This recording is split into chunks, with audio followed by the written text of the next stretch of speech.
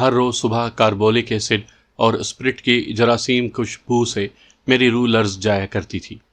پھر جب ڈاکٹر اپنا ایپرن پہن کر اور آستین چڑھا کر میری طرف بڑھتا اور بڑی بے دردی سے میری کلائی کو تختہ مشق بنانے پر تل جاتا تو مجھے چکر سے آنے لگتے۔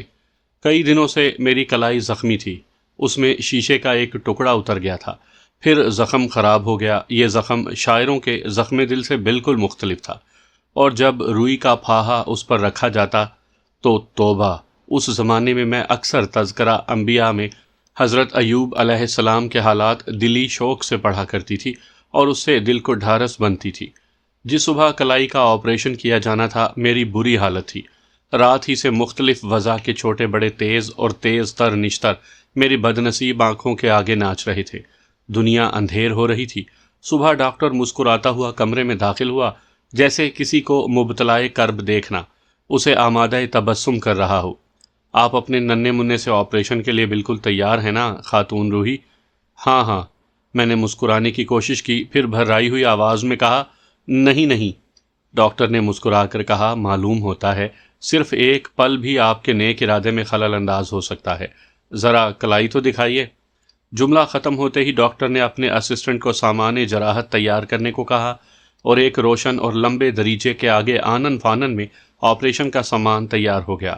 میں اپنی کلائی کو مضبوطی سے پکڑے ہوئے ڈاکٹر سے کوئی 8 گز کے فاصلے پر کمرے کے آخری سرے پر کھڑی تھی۔ باہر باغیچے میں تندرست چڑیاں مصروف نغمہ تھیں اور فوارے کے پاس ایک گلے سوسن کہکہا لگا رہا تھا۔ آئیے، ڈاکٹر کی آواز آئی، آپریشن میں کتنی دیر لگے گی؟ 5 منٹ۔ 5 منٹ؟ میرے منہ سے نکلا۔ بہت ہیں ڈاکٹر، 5 لمحوں میں نہیں ہو سکتا۔ ڈاکٹر ہنس پڑا اور میری کلائی پکڑ کر دریچے کی روشنی میں لے آیا اور بولا، خاتون روحی، آپ کا زخم دیکھ کر مجھے آج سے 7 سال قبل کا ایک خوفناک واقعہ یاد آ گیا۔ آپ اپنے ذرا سے زخم کو دیکھ کر ہراساں ہو گئیں۔ اپنی کلائی میرے سپرد کیجیے اور آرام سے اس کرسی پر بیٹھ جائیے۔ ہاں تو وہ خوفناک واقعہ سنیں گی؟ سنوں گی، بشرط یہ کہ وہ آپ کے کام میں خلل انداز نہ ہو، میں نے کہا۔ آپ اطمینان رکھیے، کوئی خلل نہیں پڑے گا۔ 7 سال پہلے کی بات ہے، میں میڈیکل کالج میں تھا۔ اس زمانے میں ہمیں تقریباً ہر روز لاشوں کو چیرنے پھاڑنے کا موقع مل جاتا تھا، اور آپ کو اس میں لطف آتا تھا؟ میں جل کر بولی، مجھے اس شغل سے خاص شغف تھا خاتون روحی، اور دیکھیے میری کلائی۔ نہیں، کوئی بات نہیں، میں عموماً رات کو سنسان وقت گھنٹوں اسی شغل میں محو رہتا تھا اور 2 بجے گھر لوٹتا تھا۔ جب میں گھر لوٹتا تو مجھے راستے میں گاؤں کے قبرستان پر سے ہو کر گزرنا پڑتا تھا۔ ایک رات جب میں قبرستان پر سے گزر رہا تھا تو مجھے کسی کے کراہنے کی آواز آئی۔ میں نے ادھر ادھر دیکھا مگر وہاں کوئی نہیں تھا۔ اس کے بعد ہر روز رات کے وقت جب میں قبرستان پہنچتا تو کراہنے کی آواز آنے لگتی، لیکن نیند کا غلبہ اس قدر ہوتا کہ مجھے اس آواز کی تلاش کا نہ کبھی خیال آیا نہ وقت ملا۔ ایک رات میں خلاف معمول ذرا جلدی، یعنی کوئی 12-1 بجے اسی راستے پر سے گزر رہا تھا۔ گرمی شدید تھی اور تاریکی غیر معمولی، البتہ آسمان پر بوڑھے تارے چسپاں تھے، مگر چونکہ میں بید مجنو اور ناشپاتی کے درختوں کے نیچے سے گزر رہا تھا اس لیے میرے اطراف تاریکی ہی تاریکی تھی۔ میں قبرستان کی دیوار تک پہنچا تو مجھے کراہنے کی آواز آئی۔ آج یہ آواز زیادہ قریب اور واضح تھی، جیسے کوئی شخص انتہائی درد کو ضبط کرنے کی کوشش کے باوجود کراہنے پر مجبور ہو۔ خاتون روحی، وہ دردناک آواز! ایسے معلوم ہوتا تھا کہ میرے دل میں اترتی جا رہی ہے۔ اف! ڈاکٹر، آپ کیا کر رہے ہیں؟ میری کلائی میں کوئی چیز اترتی جا رہی ہے۔ اف! میں نے کہا۔ ڈاکٹر نے کوئی اوزار تشت میں چھن سے پھینکا اور دوسرا اٹھا لیا۔ مجھے معلوم ہوا کہ یہ آواز قبرستان کے اندر سے آ رہی ہے۔ مجھے بڑا تعجب ہوا کہ دنیا گورستان کے سکوت و سکون کی تعریف کرتی ہے، یہ کون بد نصیب اس سکوت میں خلل انداز ہو رہا ہے؟ میرے دل نے کہا۔ پھر میں نے قبرستان کی دیوار سے اپنے کان لگا دیے۔ یہ آواز رقصاں تھی، یعنی کراہنے والا ادھر ادھر بھاگتا پھرتا تھا۔ وہ آواز کبھی قبرستان کے اس حصے سے آتی تھی، کبھی اس حصے سے۔ میرے دل میں اس مبتلائے کرب بد نصیب کو دیکھنے کی خواہش چٹکیاں لینے لگی اور میں پنجوں پر کھڑا ہو کر اندر جھانکنے لگا، مگر اندر تاریکی تھی، صرف تاریکی۔ ناشپاتی اور بید مجنو کے درخت کالی کالی قبروں پر چپ چاپ کھڑے تھے۔ دفعتاً پھر کراہنے کی آواز آئی اور میں نے فوراً سر پھیر کر دیکھا۔ اف! خاتون روحی، تاروں کی چھاؤں میں نے ایسا خوفناک منظر دیکھا کہ لرز گیا۔ معلوم ہوتا تھا کہ قبروں کے درمیان کوئی گوریلا ناچ رہا تھا۔ گوریلا؟ مجھے شبہ ہوا کہ گوریلا ہے، مگر جب میں نے اس کی کرا سنی تو مجھے انسان ہونے کا شبہ ہوا۔ میں رات میں پہچان نہ سکا کہ وہ انسان تھا یا کوئی جانور۔ دوسری رات میں نے مصمم ارادہ کر لیا کہ قبرستان کے اندر جا پہنچوں گا۔ چنانچہ ایسا ہی ہوا۔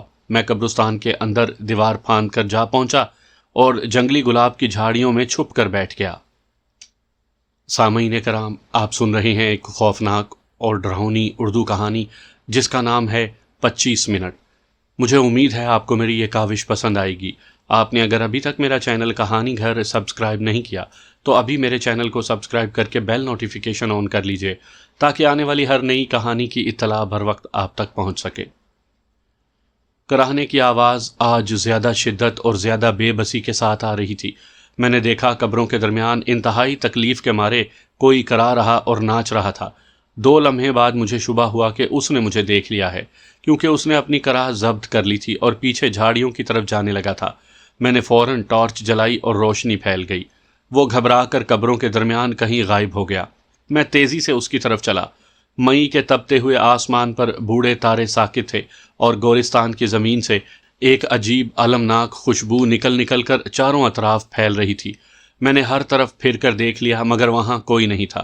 میں روحوں کا قائل تو نہیں تھا کہ یہی سمجھ کر دل کو تسلی دے لیتا کہ کوئی گناہ گار روح اپنے اعمال نامے پر مصروف گریا ہے۔ میں ڈاکٹر تھا خاتون روحی، ایک طبی آدمی، اس لیے ہر چیز کو عقل کی روشنی میں دیکھنا چاہتا تھا۔ اس لیے میں نے ہر طرف ہر گوشے میں گھوم کر اطمینان کر لیا اور آخر مایوس ہو کر واپس جانے کی ٹھانی۔ میں جب واپس جانے لگا تو یکا یک ایک آہ کی آواز آئی اور میں رک گیا۔ سامنے یعنی میرے قدموں میں جو قبریں تھیں انہی میں سے کراہنے کی نہایت دھیمی آواز آ رہی تھی۔ میں بیٹھ گیا۔ بلا شبہ یہ کسی مبتلائے کرب کی آواز تھی۔ میں چپ تھا۔ میں نے اپنا سانس تک روک لیا تھا تاکہ کسی کو میری موجودگی کا علم نہ ہونے پائے۔